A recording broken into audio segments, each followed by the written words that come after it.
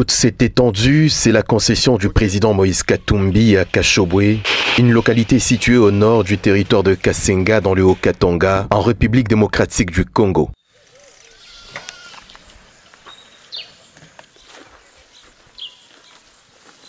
Quelques jours seulement après les élections chaotiques déroulées en dehors de toutes normes prescrites par la loi électorale et même la Constitution, sous une mise en scène de Kadima Kazadi, le patron de la CENI, le président Moïse Katumbi s'est vu encerclé par les forces de l'ordre, lourdement armés qui voulaient restreindre tous ses mouvements dans sa résidence privée. Sur ces images partagées sur les réseaux sociaux le jour même, on voit des hommes armés et les véhicules blindés l'empêchant de circuler avec des lance-roquettes. Comme s'il y avait nécessité, ces hommes ont affirmé avoir reçu l'ordre de la hiérarchie, même si par la suite Patrick Mouyaya Kantembwe va se donner le luxe de contrecarrer la vérité sur des faits aussi limpides qu'ils paraissent. Les chars là autour de chez lui, le militaire, le policier, d'abord les chars, si vous regardez les images, ce n'est pas devant une résidence sur une avenue. Regardez bien.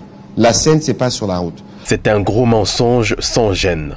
La concession du président Moïse Katumbi s'étend sur une superficie circonscrite dont les limites sont nettement déterminées avec tout dedans.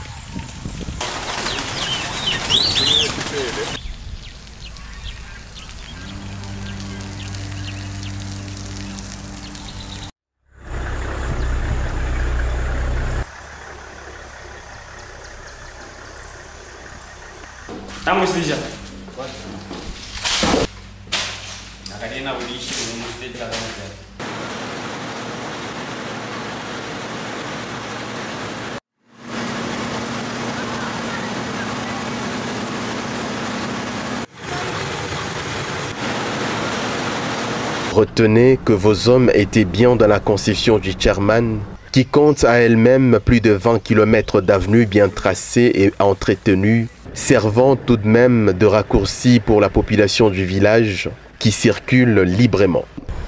Parce que les images que vous avez vues ne sont pas des maquillages. Nous avons aussi des preuves. Nous avons des images dans nos téléphones. Et d'ailleurs, nous étions sur place. Nous avons vécu cela. Nous avons vu le militaire dans la concession privée du président Katumbi. Ces avenues que vous voyez, c'est dans la concession. De l'autre côté, vous pouvez voir sur le jardin, le Msiri ferme. De l'autre côté, c'est sa résidence. De l'autre côté, il y a sa chapelle.